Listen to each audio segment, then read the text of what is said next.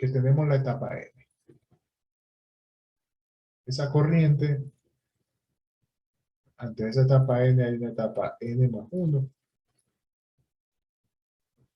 Luego de esa etapa hay una etapa n menos 1.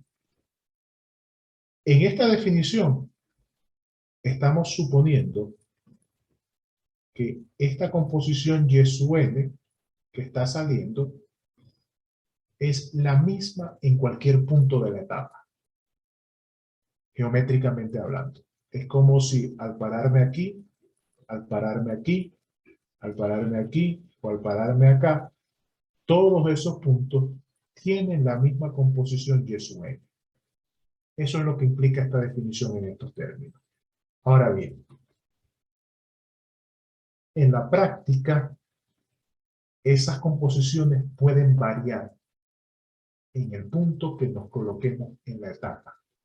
Como pueden variar en el punto que nos coloquemos en la etapa, se utiliza esta definición llamada EOG para indicar que no es lo mismo que yo mida Y sub n aquí arriba a que lo mida aquí abajo, sino que dependiendo de la dinámica del fluido que hay en la etapa, van a cambiar esas composiciones.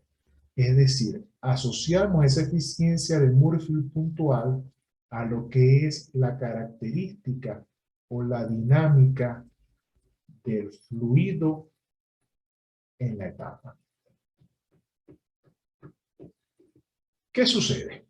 Si suponemos que hay un perfecto mezclado de las fases en la etapa, perfecto mezclado, sí puedo considerar que en cualquier punto que yo me coloque en la etapa, esa composición Y sub n va a ser la misma. Entonces, el perfecto mezclado corresponde a una condición extremo donde se aplica esta aproximación generalizada de eficiencia de Murphy. Mezclado perfecto. Del otro lado, habrá un mezclado no perfecto. Entonces, cuando hay un mezclado no perfecto, esta eficiencia se define ahora en términos de una eficiencia puntual, que se llama EOG. Aquí pasó algo. No sé qué pasó.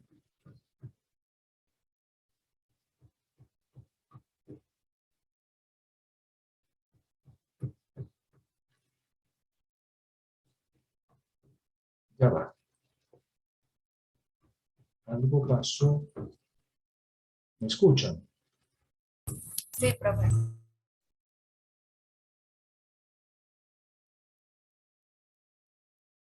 Algo pasó con el Zoom.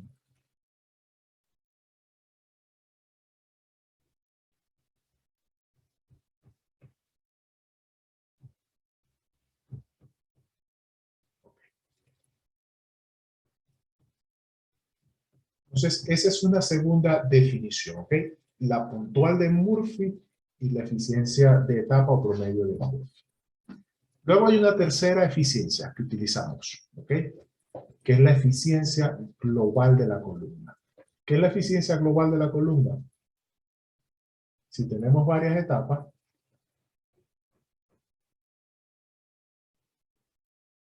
simplemente ella nos va a hacer referencia a las composiciones en el conjunto de todas las etapas. Entonces, ella como tal lo que nos hace referencia es al número de etapas ideales que se requieren, de esas etapas ideales de equilibrio, con respecto al número de etapas reales que vamos a utilizar. ¿Qué sucede? Que si las etapas son ideales, las corrientes que van saliendo idealmente van a estar en equilibrio y esa es la mejor separación que podemos lograr. Pero en la práctica, ellas no van a estar en equilibrio. Entonces vamos a lograr una separación menor de la deseada. ¿Qué va a implicar? Que como tengo una separación menor que la deseada, vamos a tener que agregar más etapas para lograr el porcentaje de separación que andamos buscando. Por eso, el número de etapas reales en un proceso es mayor al número de etapas ideales. ¿Y cómo se determina esa relación? A partir del concepto que llamamos eficiencia global del equipo, eficiencia global de la columna, definida como la relación, el cociente entre el número de etapas ideales y el número de etapas reales. Hay condiciones donde esas dos eficiencias, Murphy y la global, se relacionan, que es a partir de la ecuación de Lewis. La ecuación de Lewis nos permite, por ejemplo, conociendo la eficiencia de Murphy, poder predecir la eficiencia global. Para eso, lo que tenemos que conocer es la pendiente de la línea de equilibrio. Primero, entonces ya estamos condicionando que la línea de equilibrio debe ser una línea recta para que tenga pendiente. Cuando esa condición se cumple y yo puedo calcular una eficiencia de Murphy, yo puedo predecir cuál es la eficiencia global que requiere el proceso y de esa manera puedo llevar este número de etapas ideales para conocer la cantidad de etapas reales que hay en el proceso. Esto que está acá, B sobre L, viene a ser la condición de flujo de vapor y de líquido que hay en el proceso como tal. ¿Ok?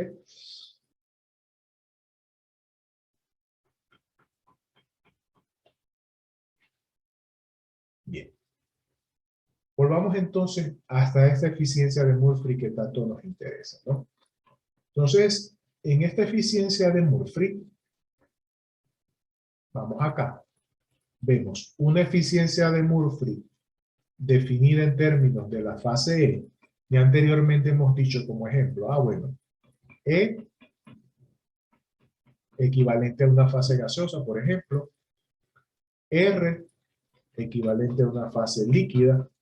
Entonces fíjense que aquí en términos generales no hablo de vapor y de líquido, hablo de una fase E, de una fase R. Entonces, en términos generales, aquí tengo una aproximación fraccionaria, entrada y salida, entrada y la condición que correspondería al equilibrio. Bien. Ahora bien, ¿quién es esta composición de equilibrio? Sería la composición si la corriente que sale de la fase, en este caso E, Y2, estaría en equilibrio ¿con quién? Con la corriente de la otra fase que está saliendo. Vamos a ver esto gráficamente porque es un poco difícil de interpretar. Tengo la etapa. Ingresa Y1, ingresa Y2, ingresa X1, ingresa X2. Y2 es la composición real de la corriente que está saliendo. ¿Ok? Esta es la fase E, esta es la fase R. Y1 es la composición de la fase E que está entrando a la etapa. Entonces, esto es lo que es en la diferencia. Y2 menos Y1 representa la cantidad del compuesto que se ha transferido en esa fase.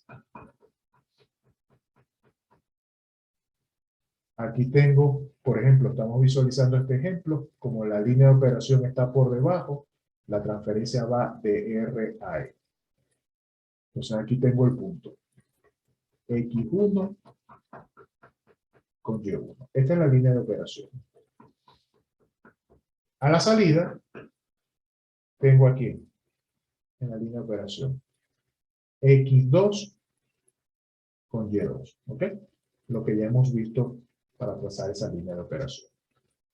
Ahora bien, ¿qué implica considerar que la etapa o qué implicaría la aproximación a decir que está en equilibrio? Bueno, ¿quién sería Y2'? Bueno, sería si X2 tuviese una corriente en la otra fase que está en equilibrio, es decir, sería la composición de Y2 que estaría en equilibrio con X2 que sale.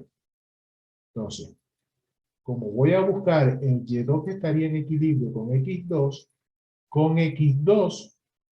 ubico la curva de equilibrio y procedo a leer para X2 cuál sería la composición en el equilibrio. Entonces, de esa manera, si esta corriente estuviese saliendo en equilibrio con la otra, a X2 le correspondería una composición en equilibrio que es Y2. Entonces, fíjense que ahora la diferencia que tengo es esta. Estoy midiendo este segmento de Y2 asterisco menos Y1 con respecto a quién? Al segmento real que está acá, que es Y2 con respecto a Y1. La diferencia de este segmento con respecto a este, el cociente como tal, es lo que implica en términos de la fase E, cuál es la eficiencia de Murphy de esa etapa. Vamos a hacer otra vez el ejercicio, pero ahora con la otra fase, ¿ok? Para tratar de verlo de otra manera.